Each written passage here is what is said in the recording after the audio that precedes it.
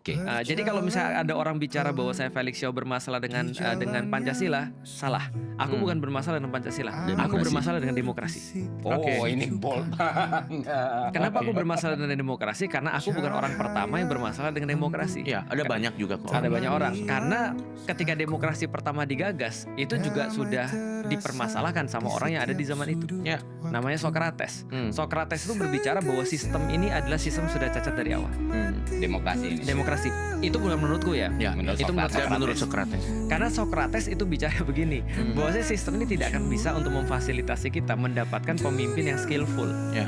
tapi akan memfasilitasi kita untuk mendapatkan pemimpin yang populer. Oke, ya. Dan tidak hanya itu, tapi memfasilitasi orang-orang yang pada akhirnya berbuat curang untuk mendapatkan kepemimpinan itu. Karena suara satu orang ahli itu adalah sama dengan suara satu orang yang Tidak ahli. tidak ahli atau orang yang bodoh lah gampangnya. Atau dalam beberapa perkataan Socrates yang lain dia berbicara begini, andaikan demokrasi ini adalah privilege for the knowledge, dia bilang itu lebih masuk akal. Ya. Jadi kalau misalnya demokrasi itu dibatasin, artinya hanya orang-orang yang pintar yang boleh ngevote, itu bisa less problematik. Oke. Bisa Tidak sempurna tapi less problematic. less problematik. Ya, artinya ketika itu aku punya problem dengan demokrasi di titik itu karena demokrasi punya cacat bawaan. Ya. Nah, berarti ada memang sistem yang punya cacat bawaan.